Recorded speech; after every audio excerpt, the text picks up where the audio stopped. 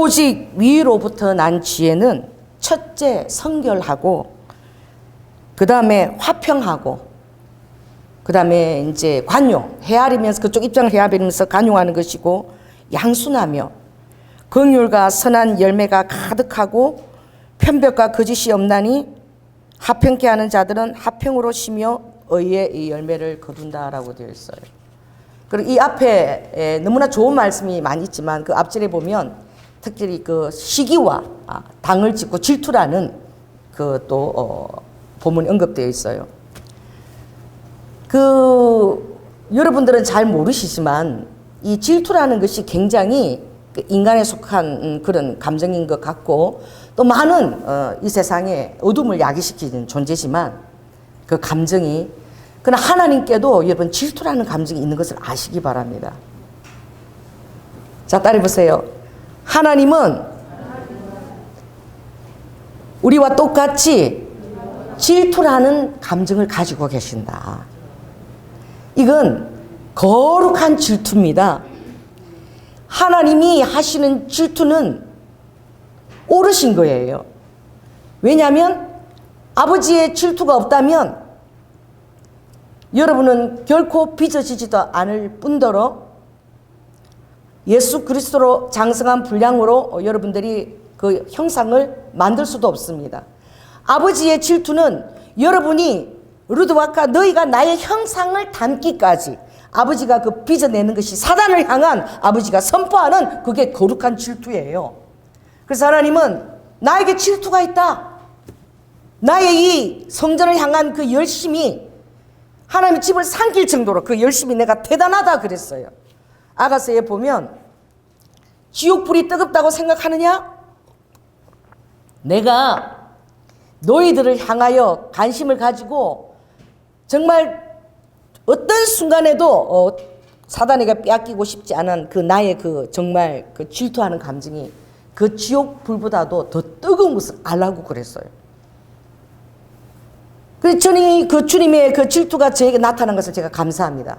그것이 아버지께서 나를 하늘 성품으로 빚기 위해서, 신의 성품으로 빚기 위해서 여러 가지 모사를 통해서 아버지가 나를 빚어내실 때에, 아버지의 질투가 나의 상황으로 빚어질 때에 참 힘들고 쥐구멍이 있으면 숨고도 싶고 너무나 부끄럽고, 그러나 그 와중에서도 붙드는 것은 하나님의 그 질투가 결국은 우리를 다시 세우기 위한 놀라운 사랑에 기초하고 있다는 거예요. 그러므로 그 질투는 거룩한 질투인 것입니다. 또 아가서에 보면 너희를 온 세상을 다 주고 모든 가산을 다 틀어서 너희와 바꾼다는 조건을 만일에 제시한다면 내가 그 조건을 멸시한다고 말씀하셨어요. 지옥불바도 그러니까 더 뜨겁고, 어떤 것을 통해서도 아버지가 특별히 사단에게 여러분을 양보할 수 없는, 그래서 아버지도 힘들고 여러분도 아프지만 하나님은 모든 환경을 통해서 하나님의 거룩한 질투로 인하여 여러분들이 정말 하나님 앞에 흠도 없고 점도 없이 거룩하게 빚어지시기를 원하는 아버지의 마음이 있는 거예요. 참 이 본문, 이 설교 잘 하기 힘든 본문입니다. 아버지께서는 왜 오늘 이 예레미야 15장에 여호와께서 내게 이르실 때 모세와 사무엘이 내 앞에 섰다 할지라도 내 마음은 이 백성을 향할 수 없나니 그들을 내 앞에서 쫓아내치라 라고 말씀하고 계십니다. 이 앞장에는 보면 7장, 예레미야 7장 보면 정말 마음이 아픈데, 하나님이 이 성전을 통해서 백성들과 교제하기를 원하셨는데 아버지께서는 공중의 학은 그 정한 시기를 알고 방구와 제비와 두루미도 그의 때를 지키거늘 정확하게 하나님보다 앞서 행하지도 않을 뿐더러 하나님의 말씀과 규례를 따라 늘 그 때에 하나님의 모든 상황이 아름답게 응답되게 하기 위하여 지킨다는 거예요. 새들이 이렇게 날아서 정말 추운 겨울에 이렇게 정말 날아가면 장관을 이루어요. 그 새들이 서로 부딪히지도 않게 그렇게 일렬정연하게 그렇게 날아가는 것을 보면 때를 이루어서 정말 놀라운 거야.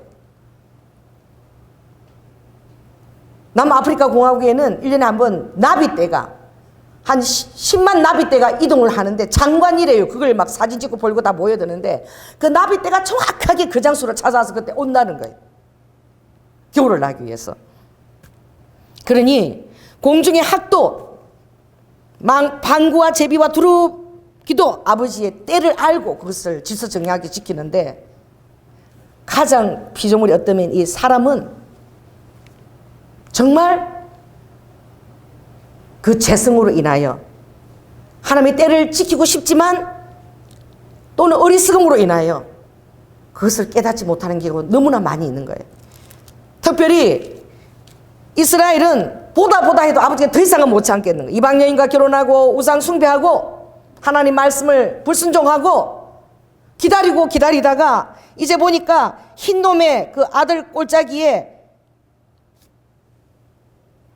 몰래 제사를 드리는데 이거는 자녀를 불살라가지고 그 가나안에서 제사를 드리는 그 섭성을 따라해서 그 자녀들 죽은 시체가 가득한 거예요. 그러니 더 이상 흰놈의 아들의 골짜기를 하지 말고 그 골짜기를 살육의 골짜기라 하거라. 하나님께 기도하기보다는 이방인들이 자식을 죽이기까지 뭐 신에게 탕구하는 그것이 대단한 희생 같고 대단한 대가 지불처럼 여겨지는 거예요. 하나님이 허락하지 않은 대가 지불을 하지 마세요. 그걸 대가 지불이라고 하나님 앞에 말하지도 마세요. 그건 무엇이냐? 자기 마음의 소원을 따라 자기 마음의 어떤 그 성취를 따라 그 대가 지불에 자기 탐욕과 자기 일의 성취와 자기 자아가 살아있다니까. 그래서 우리가 이 하나님의 뜻을 잘 분별하고 깨닫는 것이 굉장히 그 어려운 것이죠. 그들은 자식까지 태워서 죽여서 제사를 드리니까 저런 엄청난 저런 희생이 어디 있어? 하나님은 그것까지 요구하지 않으시는데 정말 대단한 희생과 대단한 축복이 올 것 같아. 여러분들도 자기를 힘들게 학대하면서 주님의 뜻을 알기보다 이 정도 내가 학대하니까 나 자신을 학대하고 주님의 뜻을 이루기 위해서 노력하니까 하나님이 이걸 들어주시리라. 절대 그렇지 않아요. 경계하는 자는 법을 따라 경계해야 돼요. 그리고 하나님의 때에 따라 움직여야 돼요. 조급함이나 성급함은 모든 일들을 다 그르치는 거예요. 하나님의 약속조차도 다 그르치는 거예요. 그래서 열매를 얻지 못하고 그 부분에 있어서 어떻게 아버지가 개입하시는 것이죠. 그러니 예레미야 7장에 보면 예레미야가 이 백성을 위해서 하나님 이렇게 패역한데 아버지 그 심판을 돌이켜 주시옵소서. 오늘 주님이 어떻게 심판한다 그랬어요? 네 가지로 심판하는데 우리 15장 3절 읽겠습니다. 시작. 나 여호와가 말하노라 내가 그들을 네 가지로 버리리니 곧 죽이는 칼과 찢는 개와 삼켜 멸하는 공중의 새와 땅의 짐승으로 할 것이며. 아버지가 언약의 피로 맺은 당신의 백성이에요. 아버지가 이렇게 하려고 그 백성을 택했습니까? 아버지는 아주 좋은 그림을 그렸어요. 아버지가 원하는 것은 굉장히 아름다운 그 열매를 성취하기 위함입니다. 오죽하면 주님께서 극상품 포도나무를 내가 극상품을 심었는데 너희들이 나에 대해서 이렇게 들나귀 포도 같은 이런 포도를 맺으면 대체 어찌미뇨라고 탄식하시는 거예요. 그러므로 오늘 주님이 그렇게 이 백성을 위해서 탄원하는 예레미야에게 예레미야 7장 보면 나 여호와가 말하노라 이제 너희가 그 모드를 행하였으며 내가 너희에게 말하되 새벽부터 부지런히 말하고 또 말하여도 듣지 않고 내 음성을 들으려고도 하지 않고 너의 마음의 욕심을 따라 갔다는 거예요. 그런즉 16절에 너는 이 백성을 위하여 기도하지 마라. 그들을 위하여 부르짖어 구하지도 말라. 내가 간구하지 말라. 내가 너를 듣지 아니하리라. 더 이상 성전에서 제사도 드리지 말고 기도도 드리지 마라. 내가 안 듣겠다. 내 마음이 심판이 작정되었다라고 주님이 말씀하시는 거예요. 여러분 아버지는 사랑의 하나님이셔요. 출애굽기 24장에 아버지가 그 백성들이 예수님께서 하나님께서 당신이 창조하신 자녀들을 위해서 죽어주실 것을 각오하고 그 백성들을 다 불러 모을 때 하나님 앞에만 가면 대면하면 그 영을 대면하면 그때는 다 죽었어요. 근데 아버지가 70장로들과 백성들은 저만치 다 내 앞에 올라오고 하거라. 그리고 아버지가 동물을 잡아서 그 피를 가지고 뿌리면서 서로 나누게 하면서 이는 내 백성과 내가 맺는 언약의 피라고 얘기했어요. 이스라엘 제사의 그 언약의 자산은 어떤 것입니까? 반드시 이것은 공의 하나님이기 때문에 지켜져야 되고, 지키지 아니할 때에는 아버지가 인내하고 기다리지만 아버지의 그 때가, 그 제약의 무력에서 오바되면 심판의 때가 다가온다는 거예요. 여러분, 로마서 보면 정말 그 두려운 말씀이 있는데, 거기에 보면 내어버려 두사가 있습니다. 오늘도 주님이 얘기하시죠. 내가 새벽부터 부지런히 말하고 한 번 말하고 두 번 말해도 너희들이 듣지 않았다라고 말씀하고 있어요. 아버지가 이 심판을 자행했을 때 너무나 그게 옳으신 거야. 아버지는 우리에게 환경을 통하여, 음성을 통하여 늘 말씀하십니다. 깨달을 수 있도록, 그리고 회개할 수 있도록. 아버지가 무작정 심판하시는 것이 아니에요. 참고 인내하시고 깨닫기를 원하시고 회개하기를 기다리시고, 그러나 회개의 때를 놓쳐버리면 그때는 아버지 심판이 자행될 수밖에 없고, 그리고 어때요?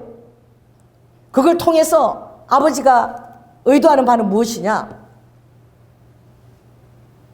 여러분이 사생아가 아니라는 것을 알라는 거예요. 아버지는 여러분을 끝까지 책임지신다는 것을 알라는 거예요. 아버지가 오늘 이스라엘 백성에게 이렇게 더 이상 기도하지 말고 모세와 사무엘이 와서 나에게 이 일을 돌이켜달라고, 이스라엘 백성을 저 바벨론에게 내어쫓는 그 일을 말아달라고, 다시 한번 내가 선지자로서 백성에게 얘기해서 그들을 고치겠노라고, 그렇게 앞에 와서 탄원한다 할지라도 아버지의 마음은 작정되었다는 거예요. 더 이상은 안 된다는 거예요.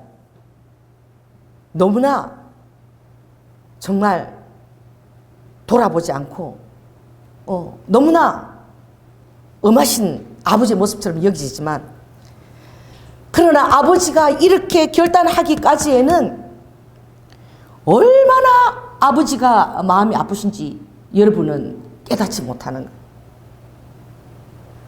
아버지가 이렇게 딱 결정 내릴 때는 어떤 의도가 있느냐? 그 영혼을 이제는 자유로 내버려 둬서는 안 된다는 거예요. 이제 아버지가 개입을 해서 깨달을 수 있도록, 다시 돌이킬 수 있도록, 그래서 다시 세우고자 하는 아버지의 사랑의 의도에 이것이 녹아있다는 것을 누가 깨달을 수 있겠어요? 지금 이 예레미야에게 사망당할 자는 사망으로 나아가게 하고, 칼을 받을 자는 칼로 나아가게 하고, 기근을 당할 자는 기근으로, 포로될 자는 포로로, 이렇게 할 때에 두 번 다시 그 일을 반복하기를 원치 아니하시고, 이스라엘 백성들이 하나님을 정말 그 앞에 회개하고 돌아와서 끊임없는 아버지의 축복을 받기 위한 그 놀라운 때를 다시 아버지가 회복하고 세우기 위한 그 얘기를 있는 것을 아무도 알지 못하는 거예요. 여러분의 삶에도 그런 것들이 다가올 수 있습니다. 오늘 주님은 15장 6절 한번 읽겠습니다. 6절 시작. 여호와께서 가라사대 내가 나를 버렸고 내게서 물러갔으므로 내게로 내 손을 펴서 너를 멸하노니 이는 내가 뜻을 돌이기에 뭐가 났다? 염적이 났다는 거예요.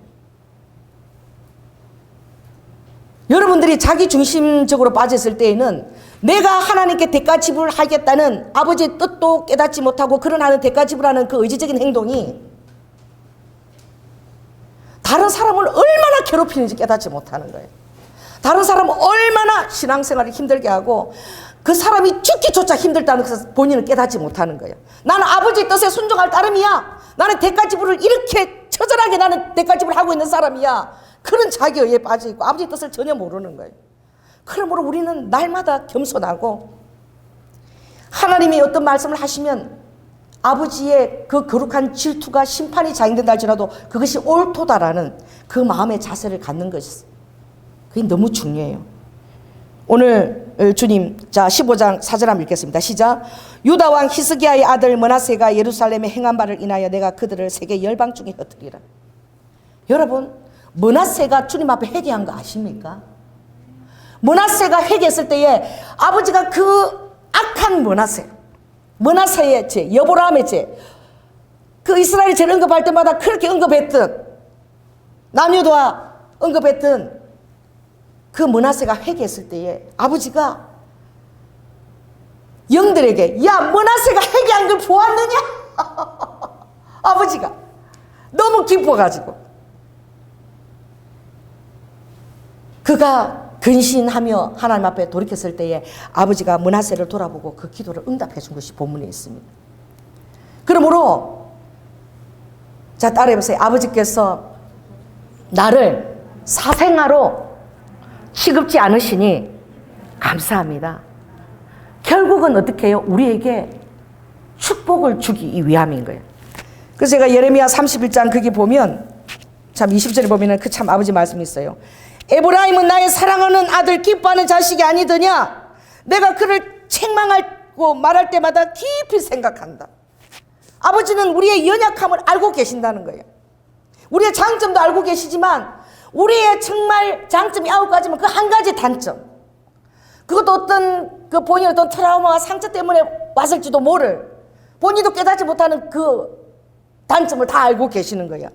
그래서 에브라임은 나의 사랑하는 아들 기뻐하는 자식이 아니냐? 내가 그를 책망하여 말할 때마다 깊이 생각한다. 그러므로 그를 위하여 내 마음이 측은한 적 내가 반드시 그를 긍휼히 여기니라. 나 여호와의 말이니라. 그러므로 어떤 상황이 전개되더라도 항상 아버지께 가는 가장 최고의 지름길은 바로 무엇이냐? 아버지가 행하시는 것이 옳습니다. 할렐루야. 빨리 저에게 깨달음을 주시옵소서. 내가 어리석음에 어떤 사단의 계교에 빠지지 아니하도록 저를 지키시고 돌이켜 주십시오 라는 그 태도가 굉장히 중요한 거예요. 아버지의 뜻이 그렇게 됐을 때 자꾸 내 변명과 그리고 내 의를 달아서는 안 되는 거예요. 아버지가 그렇게 보시면 그게 옳으신 거예요. 그러므로 오늘 이 하나님은 이 에브라임 백성들을 책망할 때마다 너무너무 가슴이 쓰리고 너무너무 아픈 거예요. 저도 사람이지만 아버지처럼 내가 그렇게 깊이 생각하겠어요? 그래도 책망을 당하는 사람은 너무 힘들지만 그 사람들은 저를 볼 때 오해하는 거야. 목사님이 나를 저렇게 미워하는구나. 너무 사랑이 없구나.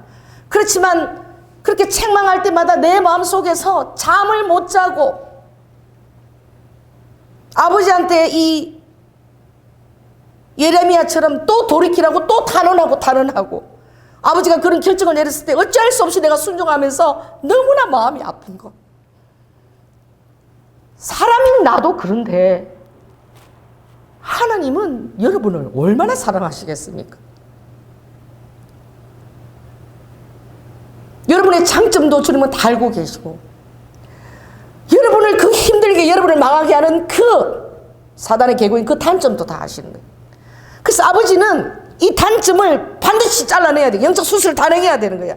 그렇지 않으면 계속 그 인생이 그 일을 반복하게 될 것이고 계속 하나님의 축복의 길을 사단이 계속 막는 것밖에 되지 않는 거예요.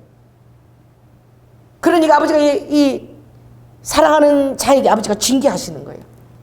채찍을 드시는 거예요. 너희가 징계가 없으면 사생하라. 그러나 그렇게 책망할 때마다 나는 마음에 깊이 생각하고 정말 내가 이것을 깨닫고 돌이킬 수 있으면 이스라엘이 깨닫고 돌아오는 데는 반드시 70년의 그 포로 생활이 필요한 거예요. 그렇지 않고는 아버지가 볼 때에 너무나 제약이 무르익고 너무 양심이 활 맞아서 이제 자기가 뭐가 옳고 그른지도 분별 못하는 그런 지경에까지 소도 임자도 알고 양도 임자를 아는데 구유를 하는데 자기 주인을 몰라보는 자기 아버지의 뜻을 모르는 이런 어리석음에 처하는 거예요. 그러니 그 아버지의 사랑을 여러분들이 끝까지 믿어야 됩니다. 할렐루야. 아버지가 이 말씀을 하실 때에도 오늘 예레미야 한 31절 우리가 한번 읽겠습니다. 자, 1100장 31장 1100조 1100 한번 넘기시기 바랍니다.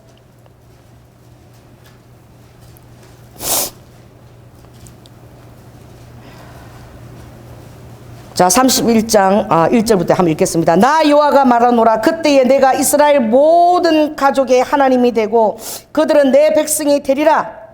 나 여호와가 이같이 말하노라. 칼에서 벗어난 백성이 칼을 아버지가 휘둘렀다는 거야. 그러나 그 백성이 반드시 어디서 벗어난다는 거예요? 그 칼에서 벗어나는데 그 백성에게 임한 그 칼은 사단의 유혹이 역사한 것이기 때문에 아버지가 그 사랑하는 백성에게 칼을 휘두를 수밖에 없다는 거예요. 그걸 영적 수술을 단행하고 도려내야 되는 거야. 그걸 인간적으로 정으로 치우쳐서 그렇게 하면 안 되는 거야. 그래서 칼에서 벗어난 백성이 광야에서 은혜를 얻었나니 곧 내가 이스라엘로 안식을 얻게 하러 갈 때라. 반드시 아버지는 안식을 다시 주신다는 거예요. 할렐루야. 그래서 나 여호와가 옛적에 이스라엘에게 나타나기를 내가 무궁한 사랑으로 너를 사랑하는 고로 인자함으로 너를 인도하였다 하였노라. 이 바벨론 70에 가서 그 생활을 영위할 때 그 백성이 아버지가 지금 하시는 말씀인 거예요. 나의 무궁한 사랑이 그 안에 녹아있다. 그러므로 절대 내 사랑을 의심하지 말고 다시 회복하고 다시 나의 성품으로 너가 세워지기를 원한다. 그 단점은 너에게 너 삶을 방해하는 그것을 완전히 잘라내기를 원한다는 아버지의 사랑이 녹아있는 거예요. 그래서 아버지는 4절을 한번 읽겠습니다. 시작. 처녀 이스라엘아 내가 다시 너를 세우리니 내가 세움을 입을 것이요 내가 다시 속으로 너를 장식하고 즐거운 무리처럼 춤추며 나올 것이며. 아버지는 이게 밑그림이에요. 우리를 징계하시고 징책하시 책망하실 때도 아버지의 밑그림은 항상 이거라는 사실을 믿으시기 바랍니다. 그러므로 내 마음의 태도가 가장 중요한 거야. 므낫세가 회개했을 때 아버지가 바로 그것을 칭찬하고 돌이켰어요. 그러므로 오늘 아버지께서 왜 근데 모세와 엘리야도 아니고 왜 오늘 이 아버지께서 모세와 사무엘이 단언해도 내가 듣지 않겠다. 왜 모세를 드시고 왜 사무엘을 드셨을까? 여러분 예수님이 6월절 어린 양으로 죽으실 때에 주님께서 변화산에 가셔서 그때 하나님의 형상으로 변화돼서 누구를 만났습니까? 누구와 만나서 의논했지요? 아버지의 대속 사역을 모세와 엘리야가 만나서 의논했어. 근데 오늘은 누가 나타난 거예요? 모세와 사무엘이에요. 이들은 하나님의 뜻에 정말 순종한 순종의 롤 모델이에요. 제가 신학교 다닐 때 제가 제일 좋아한 것이 순종이었어요. 그래서 언제든지 조윤아 목사 찬송시키면 제 18번은 순종의 찬양이었습니다. 그 찬양이 있죠. 어떻게 시작하죠? 주님 말씀하시면 내가 나가리다. 주님 뜻이 아니면 내가 멈춰서리라. 나의 가고 서는 것 주님 뜻에 있으니 오 주님 나를 이끄소서. 뜻하신 그곳에 계속 찬양 나옵니다. 그렇게 주님의 뜻만 이루어지기를. 그리고 제 18번도 217장 492장 주님의 뜻을 이루소서. 주님의 뜻이 이루어지게 하소서. 오늘 주님이 모세와 사무엘을 택했는데 한 사람은 하나님을 왕으로서 신본주의로서 최선을 다한 사람이야. 만왕의 주인으로서 내 삶의 주인으로서. 여러분 80대 노인이 되어서 정말 이제는 아무것도 할 여력과 열정도 다 식어버린 때에 아버지께서 저 이스라엘 300만 명이나 되는 그 백성들을 이끌고 출애굽을 하라. 무려 몇 년을 이끌었어요? 40년을 이끌었어요. 말도 치지리도 안 듣는 거예요. 모세가 오죽 힘들면 내가 저들을 낳았습니까? 어떻게 나로 이렇게 무거운 짐을 나보고 치고 리더자의 자리에 있게 하십니까? 울면서 탄원하고. 그리고 백성들 아버지가 멸하라 그럴 때는 차라리 나를 죽이세요. 내 이름을 생명책에서 빼세요. 라고까지 그 백성들 위해서 탄원하고. 그가 반석을 쳐서 물을 냈지만 내가 생각해도 이해가 돼. 얼마나 힘든 일을 아버지가 시키셨는지 모세에게. 하루도 감당치 못할 일을 그 사막, 벌써 중간에 쉬어가는 호텔이 있습니까? 사막에서 이삿짐 쌌다 풀었다 40년여는. 그리고 그 앞에서 사랑하는 자기 누이가 자기를 비방하는 것을 듣고 그 누이가 자기 때문에 그 앞에서 문둥병이 되는 것을 다 보고 아론의 불순종한 모습도 다 봐야 되고 정말 인간이 겪을 수 있는 마음의 고초를 참 많이 겪은 거예요. 그럼에도 불구하고 신명기 4장에 보면 얼마나 애썼어요. 모세가 하나님 뜻을 이루기 위해서 얼마나 평생을 그렇게 들였냐고. 그랬는데 모세가 그 비스가산 꼭대기에서 아버지 보이는 거야. 제가 가서 봤어. 이렇게 보여. 너보살이 이렇게 보여. 가나안 땅 그 사이고 다 보여. 갈릴리 쭉 북쪽까지. 얼마나 아름다운지. 숲이 막 무성하고 사막도 아니고 막 물이 막 요단강부터 막 폭포수가 흐르고 막. 아버지 40년을 이렇게 힘들게 백성들을 끌고 왔는데 저 적각 우리 흐르는 땅 거기 내 발 한번 닿게 해주세요. 발 한번 딛게 해주세요. 발 한번 좀 딛게 해주면 어때? 그렇게 애썼는데. 근데 아버지 뜻은 너무 정확한 거야. 안 된다. 그 다음 일을 여호수아에게 맡기고 너는 여기까지야. 모세가 한 번 더 간청한 거, 아버지 한 번만 그만해라만 됐다. 딱 그렇게 해요. 성경 보면 읽으면 그만해라 됐다. 여러분 모세가 얼마나 그 땅을 밟고 싶었을까.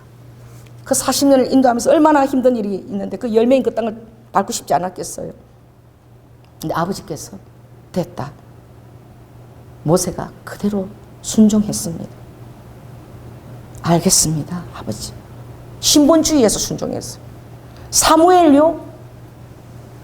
사무엘이 말하는 게 하나도 땅에 떨어지지 않았다라고. 사무엘이 얼마나 하나님 앞에 의인으로 행했으면 사무엘이 기도하는 거 말하는 것이 그 백성들 앞에서 하나도 땅에 떨어진 게 없었다고 그랬어요. 그런데 사사기에 보면 기드온이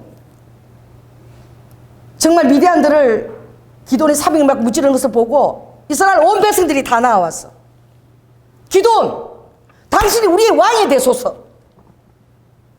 당신의 아들과 대대로 우리가 왕으로 섬기겠습니다. 너무나 하나님이 함께 하시는 기드온을 보고 그때 사사기 8장에 기드온이 하는 말이 있어요. 나는 절대로 너희의 왕이 되지 않을 것이고 내 아들과 아들의 세대도 너희들의 왕이 되지 않을 것이다. 여러분 왕 삼고 왕 되게 해서 기분 되게 좋겠죠.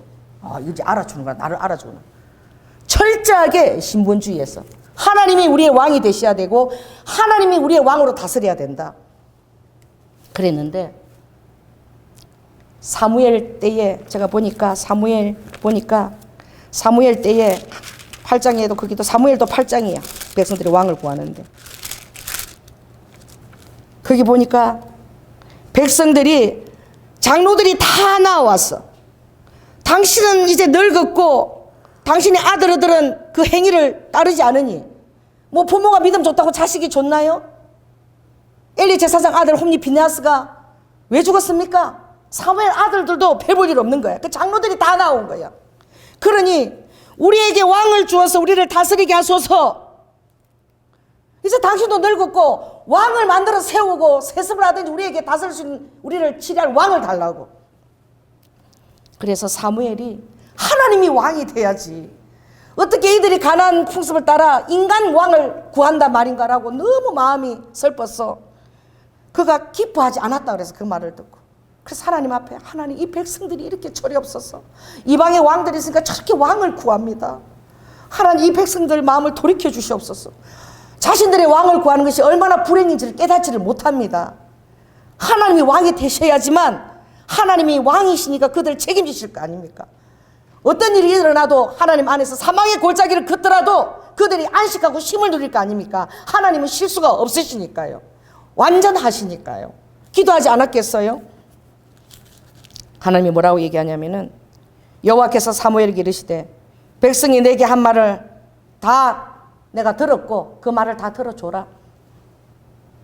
그들이 너를 버림이 아니요 나를 버려 자기들의 왕이 되지 못하게 함이니라. 백성들의 마음이 하나님을 완전히 떠났다는 것을 주님이 아신 거예요. 하나님께서 아버지가 심판의 결정에도 완전히 아시는 거예요. 완전히 양심을 알맞고 떠났다는 거. 또 그 일을 또 반복할 수 있다는 걸. 그러니 너를 거절한 것이 아니라 백성들이 이건 나를 거절한 것이야. 그러니까 왕을 세워. 22절에 여호와께서 사무엘에게 이르시되 그들의 말을 들어 왕을 세우라 하시니 사무엘이 이스라엘 사람들에게 이르되 너희는 각기 성읍으로 돌아가라 하니라. 그 말을 이제 듣겠다고. 그리고 나서 왕을 다 세우고 나서 이제 사무엘이 하는 얘기가 있어요. 이제 너희의 구한 왕 너희의 택한 왕을 보라. 여호와께서 너희 위에 왕을 세우셨느니라. 너희가 만일 여호와를 경외하여 그를 섬기며 그 목소리를 듣고 여호와의 명령을 거역하지 아니하며 또 너희와 너희를 다스리는 왕이 너희 하나님 여호와를 쫓으면 좋으리라마는 너희가 만일 여호와의 목소리를 듣지 아니하고 여호와의 명령을 거역하면 여호와의 손이 너희의 열조를 치신 것 같이 너희를 치실 것이라. 너희는 이제 가만히 서서 여호와께서 너희 목전에 행하시는 이 큰일을 보라. 오늘은 밀베는 때가 아니냐? 내가 여호와께 아리니 여호와께서 우레와 비를 보내사 너희가 왕을 구한 일 곧 여호와의 목전에 범한 죄악이 큼을 너희로 밝히 알게 하시리라. 인간인 왕을 구하는 것. 여러분 자신의 생각이 왕이 될 수 있어요.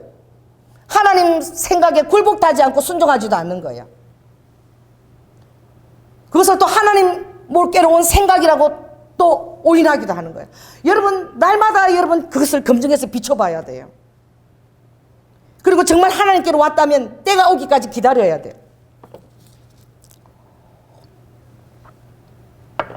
오늘 하나님이 우레와 비를 보내시며 우레와 비는 뭡니까?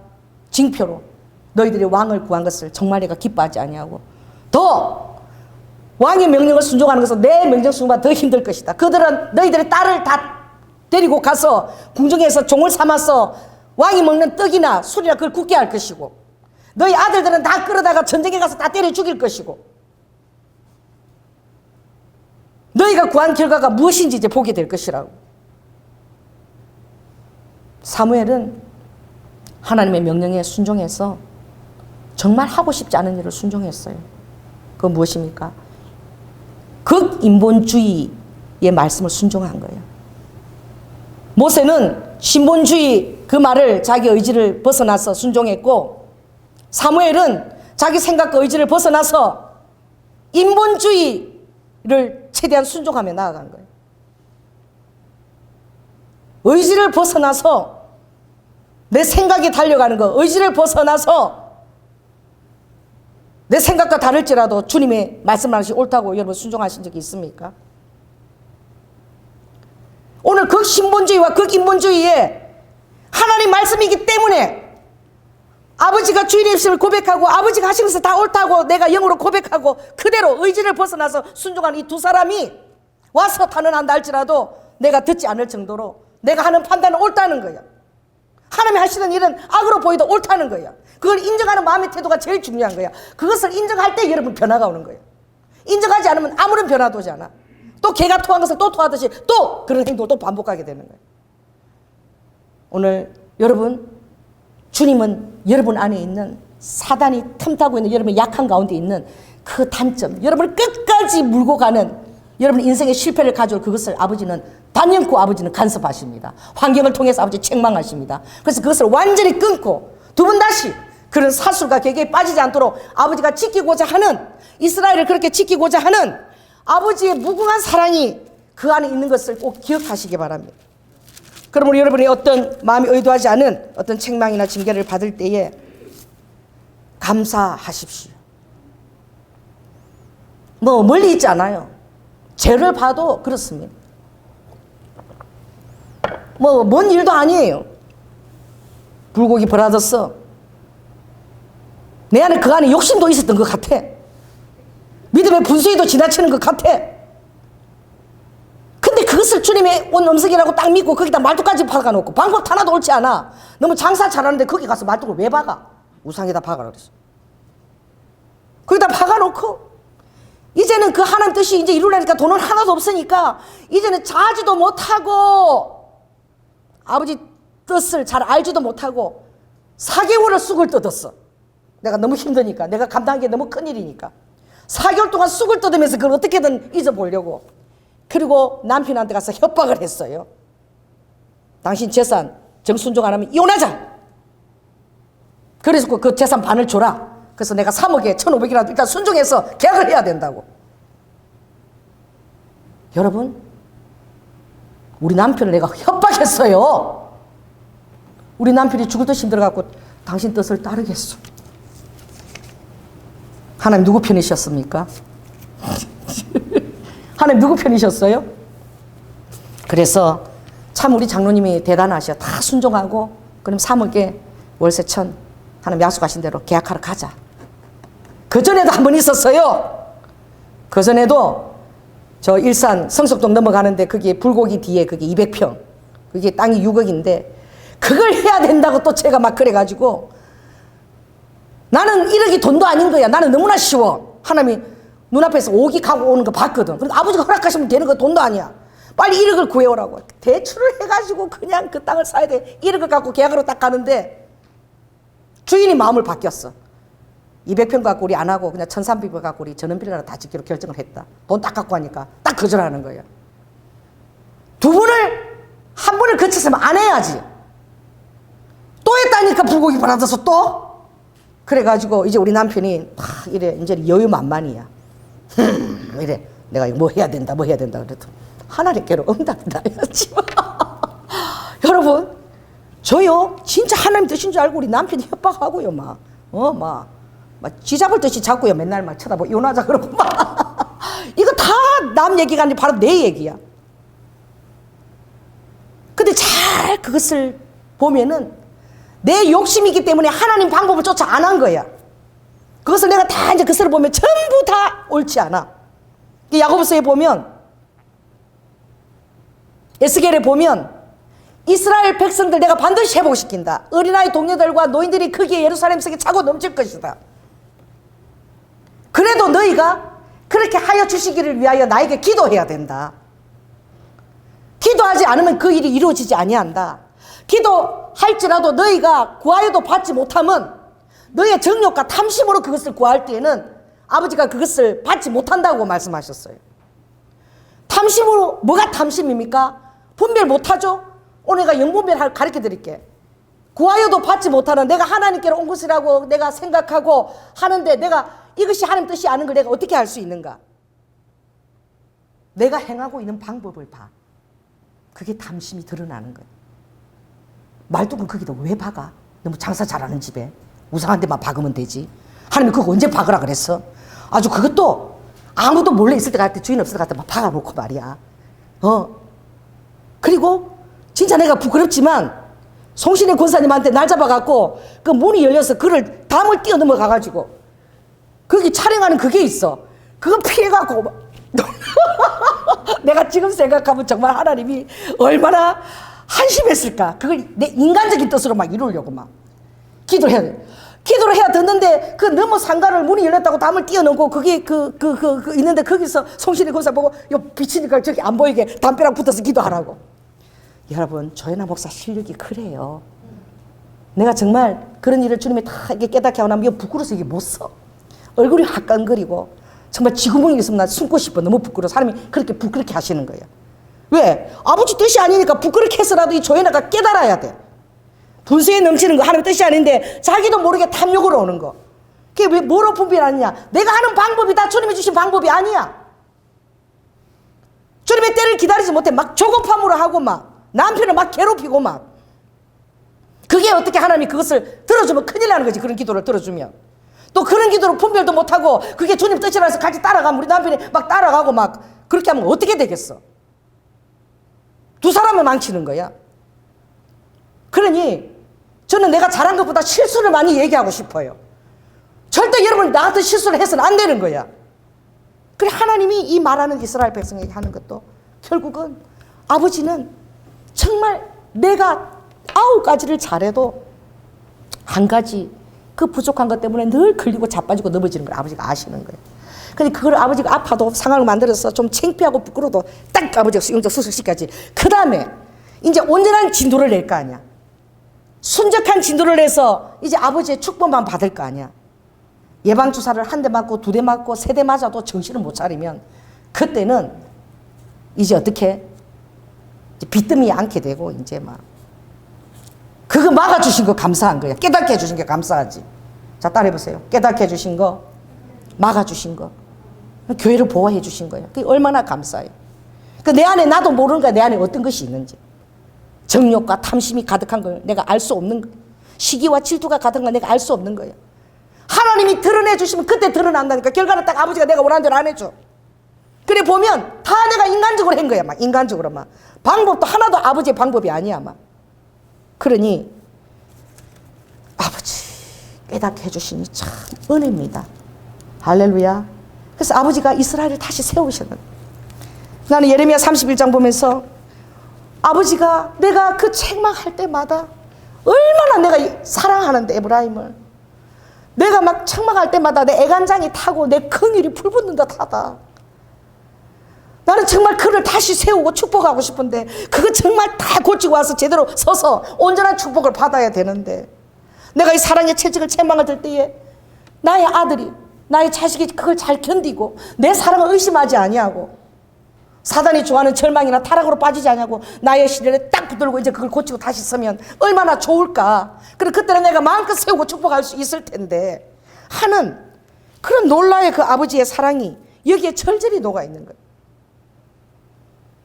모세와 사무엘은 철저히 주님의 뜻만을 따라가기를 원했고 사무엘은 인본주의의 극을 아버지가 하라고 아버지 뜻과는 전혀 상반되는 것인데도 아버지의 뜻이기 때문에 의지를 넘어서 순종했고 모세도 의지를 뛰어넘어 순종한 거예요. 그러니 그들이 어떻게 그렇게 할 수 있었을까요? 아버지 그들을 인정한다는 거예요. 자, 옆 사람한테 얘기하세요. 당신도 얘기하세요. 나도 그렇게 좀 인정받고 싶다. 아버지가 모세와 연하가 와서 탄원해도 뭔가 아버지한테 카운트된 게 있는 거야. 조연하고 와서 금식하고 기도해도 내가 안 들어줘 정도로 그런 예표가 되면 얼마나 영광이겠습니까? 순종의 사람으로 아버지의 뜻만 이루기로 결정한 자신을 돌아보지 않는 그것이 나도 살고 다른 사람도 살리는 거예요. 내가 처리하지 못하면 그 은근키가 막 돋아나서 공동체를 해치고 다른 사람들을 정말 죽을 정도로 해칠 수도 있는데 내 욕심 여전히 취해 있으면 얼마나 고통을 겪고 있는지 깨닫지조차 못한다니까. 그러니까 하나님이 모사를 동의해야 돼. 그래야지만 깨닫는 거예요. 여러분 백신 맞을 날을 고대하고 있습니까? 지금 난리야. 막 백신 우리는 왜 못 챙기고 있냐고. 그러니까 문재인이가 뭔 소리냐. 지금 2월 달에 백신 맞을 준비를 다 해놨다. 백신이 뭡니까? 그게 뭐 좋은 겁니까? 뭘 집어넣는 거예요 몸에? 그 항균을 약하게 싸울 만한 항균을 집어넣어서 우리의 뭘 키우는 거예요? 우리 몸이 싸울 수 있도록 방어체제를 갖추도록 우리 몸을 훈련시키는 거야. 하나님 영적 백신 사용하십니다. 할렐루야. 그래서 여러분들이 그런 일 항균 오면 딱 아는 거 이거 사단의 개술이다. 내 안에서 조급한 거나 다른 방법들이 막 동원되면 야 이거 내가 이거 성령의 방법이 아니구나. 딱 그걸 깨달을 수 있고 딱 그걸 꺼져. 사단아 꺼져. 이건 하나님의 방법이 아니야. 이제 두 번 다시는 안 속아. 내 인생을 그렇게 시간 낭비할 수 없어. 한 시가 더 급한데 딱 이렇게 이제 명령할 수 있는 거야. 그래서 아버지가 여러분 안에 독을 집어넣는다니까 그게 독 같아도 독이 아니야 실은. 싸울 수 있는 그 영적 방어 체계를 아버지가 준비시키는 거야. 창피하면 좀 어때? 쥐구멍에 좀 들어가고 싶으면 어때? 제대로 깨닫고 온전하게 서서 그리고 두 번 다시 같은 실수를 않도록 그 실수까지도 그걸로 삼아서 얘기할 수 있어야지. 창피해도 어때? 주님이 딱 다시 세우기를 원하는데 다시 얘기해 보세요. 조연아를 따라해 보세요. 조연아를 다시 세우기를 원하신다. 자기 이름 불러보세요. 자기 이름 불러보세요. 큰 소리 시작. 다시 세우기를 원하신다. 창피한 거는 잠깐이야. 그런 건 사단이 그래. 아버지가 뻔뻔함의 은사, 하강의 은사를 덧입고 깨닫고 다시 세우면 아버지께서 신원하시고 사단에게 그걸 다 이제 보라. 이제 새로 생걸 보았네. 야구르지 알레꼴레리 이제 제대로 쓸걸랑 아버지가 그렇죠. 이제 제대로 딱 세우시는 거예요. 그리고는 이제 탄탄대로가 두 번 다시 이제 그런 속에 빠진 않도록 영분별이 딱 주어지는 거예요. 그래서 아버지가 허락하시기까지는 진짜 움직이지 않는 게 은혜야. 내가 주님 앞에 어떤 데 그런 적 있어요. 아버지 어쩌면 이렇게도 목회를 힘들게 하십니까? 이제는 내 오른팔 왼팔 다 잘라가고 몸통만 있습니다. 내가 이랬어. 몸통만. 그랬더니 주님이 뭐라고 그러셨는 줄 아세요? 내가 그거 갖고 노래 만들까 그래서 아버지가 오른손 왼손 다 자르시더니 오른손 왼손을 의지하고 있는 거예요. 영의정 자의정 같은 걸 의지하고 있는 거야. 오른손 왼손 다 자르고 아버지가 날개를 달아주셨네. 할렐루야. 몸통만 있는 게 아니라 하나님의 의자고 흙을 날 수 있도록 날개를 달아주셨다니까. 이전보다 더 주님과의 관계가 더 돈독해지고 사람 바라보지 않고 주님만 더 바라보게 되는 거예요. 얼마나 자유가 있겠어요, 목회에. 여러분, 승리하시기 바랍니다. 승리는 여러분의 것입니다. 주님이 무궁한 사랑을 항상 기저에 깔고 있다는 사실을 아시기 바랍니다. 백신을 맞습니까? 맞는 상황이 됐습니까? 빨리 전투체제를 갖추고 여러분의 인생에 힘들게 했던 그것을 여러분 대적하십시오. 방어하십시오. 두 번 다시 그런 전체를 밟지 않도록 여러분이 세우시기 바랍니다. 주님은 무궁한 사랑으로 여러분을 세우시기를 원하고, 아버지는 딱 다른 말씀이었어요. 예레미야 1장 보면은 예레미야가 얼마나 백성을 사랑했어요. 눈물의 선지자야. 울고 울고 또 심판에게 하고 또 탄원하고. 아버지 예레미야 1장 10절에 딱 얘기하셨어요.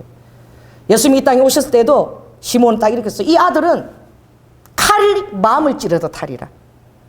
예수님이 책망을 받는데 칼이 마음을 찌르다 탈이라. 이 아들은 패하고 흥함을 위하여 세움을 입었다. 그 여러분이 완전히 패해야 돼요.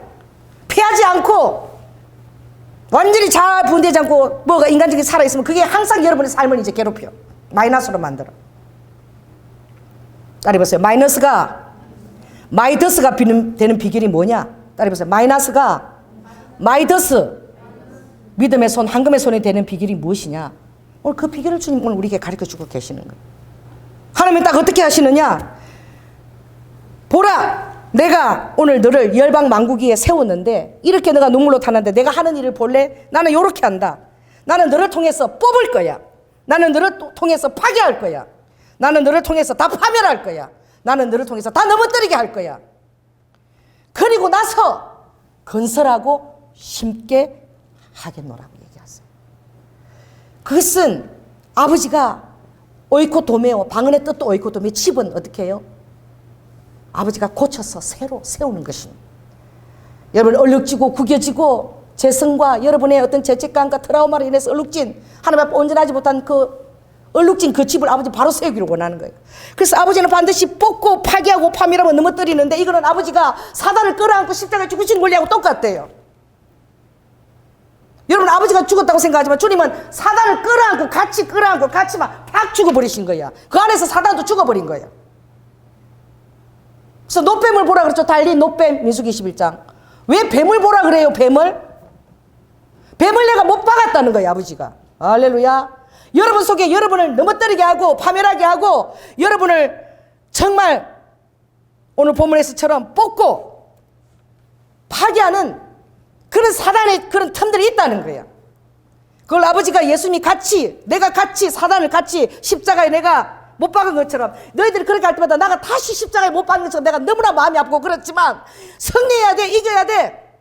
그러니까 내가 가서 너와 함께 내가 뽑아버릴 것이고 너와 함께 파멸할 것이고 너와 함께 진멸할 것이고 너와 함께 내가 건설하고 너와 함께 힘겠다는 거예요. 할렐루야. 몇 대 몇이에요? 응? 4대 2야. 그러니 여러분 자신을 의지하지 마세요. 아버지가 딱 4가지, 나머지 세울 거 2가지라 그랬어. 그리고 계속 여러분 부인하는 연습을 해야 돼. 나설해야 돼. 부인해야 돼. 자기 사랑에서 이상한 음성들이 많이 듣게 되는 거예요. 다 자기 사랑에서 온 거야. 다 보면 왜? 방법들이 하나도 성령의 방법이 아니고 뭔가 조급함이 있는 거야. 막 영분별해야 됩니다. 아버지는 여러분이 온전한 예수 그리스도의 사람으로 서기를 원하시는, 그래서 여러분의 단점을 단연구 영적 수술 단행해서 고쳐지기를 원하는 무궁한 사랑으로 다시 세워서 축복만 있게 하려는 이 아버지가 이 잠깐 이 4가지에 징벌할 때 아버지의 마음은 애간장에 녹는 거야. 그냥 그걸 아셔야 돼. 아버지는 다시 세울 여러분에만 관심이 있다는 거. 예수 그리스도 형상을 덧입어. 그 이전 것에 대해서 여러분 너무 마음 아파하지 마시고 다시 세우실 나의 모습을 바라보라. 다시 축복의 대로 여실 아버지를 바라보라. 딱 고백하면 문하세처럼 그 악한 왕도 바로 열려요. 그게 지름길이야. 딴 게 지름길이 아니야. 할렐루야. 네, 기도하겠습니다. 사랑의 주님, 아버지 모세와 사무엘이라고 할지라도 세상에 이걸 아버지 1월 1일 첫째 주에 설교하라고 주님이 저에게 말씀하셨습니다. 참 아버지 하나님, 우리 자신들에게 주님 자 부인과 자기 사랑과 아버지 이것이 있으면 성령의 음성 분별할 수 없습니다. 아버지 하나님, 모세와 사무엘처럼 주님의 뜻이면 의지를 거스려서 순종했던 것처럼 내 자아의 의지를 거스려서 자아 사랑을 거스려서 주님의 뜻을 알려고 하는 그 갈급함과 주님과의 온전한 관계를 회복하는 그 열망이 우리 성도들에게 가득하게 하여 주시옵소서. 사랑이 많으신 예수님 이름으로 기도드립니다.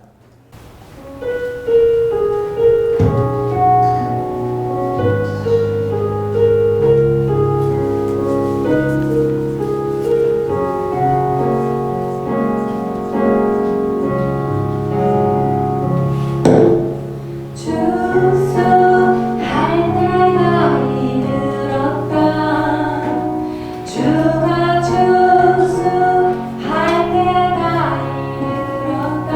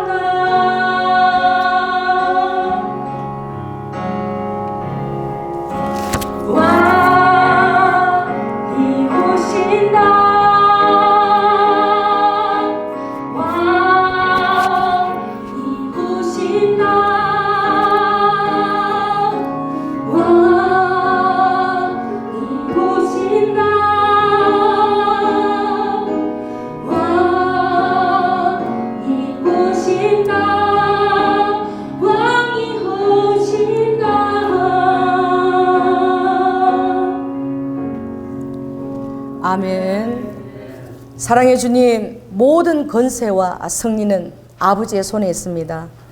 주님이 너가 보행자와 걸어도 피곤하면 이제 말하고 경주해야 될 텐데, 너가 이 요단의 강은 거느려니와 그 창이란 요단의 때는 어떡하려냐고 말씀하십니다.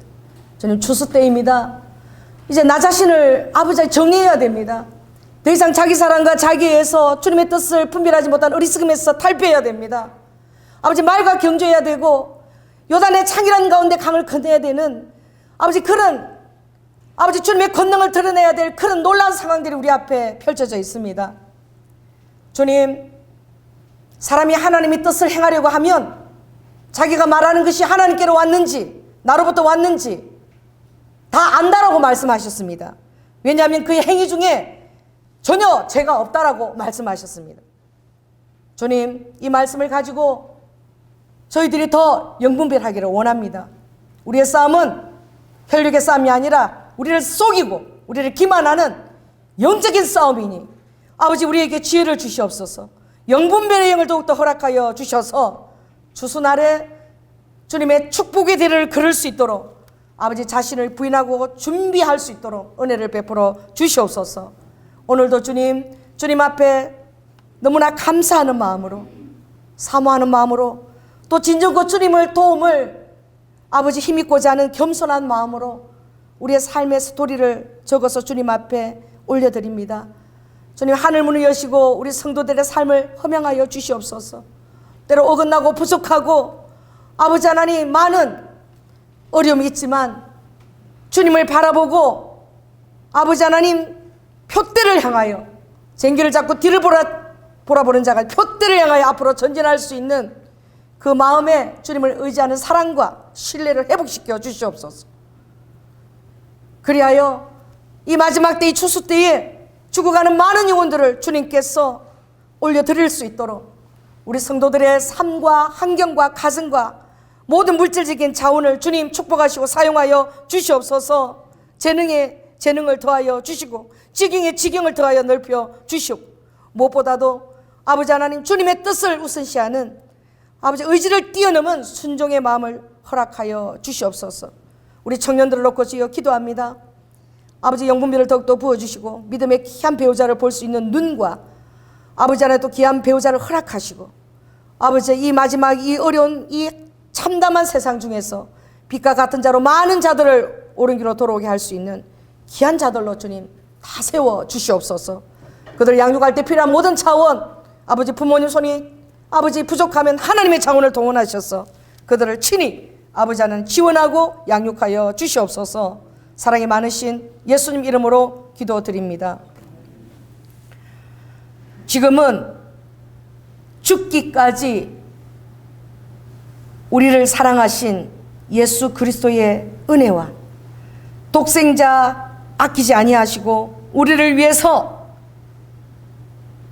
내어주신 성부 하나님의 극진하신 사랑과 내 안에서 나를 너무나 잘 아시고 나를 축복의 길로, 평강의 길로, 잣나무도 아버지 소나무도 손뼉치며 인도하는 그런 아버지 인도함을 받는 심령으로 빚기 위하여 오늘도 말할 수 없는 마음의 아픔을 가지고 조마조마하시고 그렇게 우리의 환경에 역사하시는 아버지의 그 무궁한 사랑을 깨닫고 주님의 사랑의 그 발걸음에 동행하기로 결단하는 심령 위에 지금부터 영원토록 함께할지어다.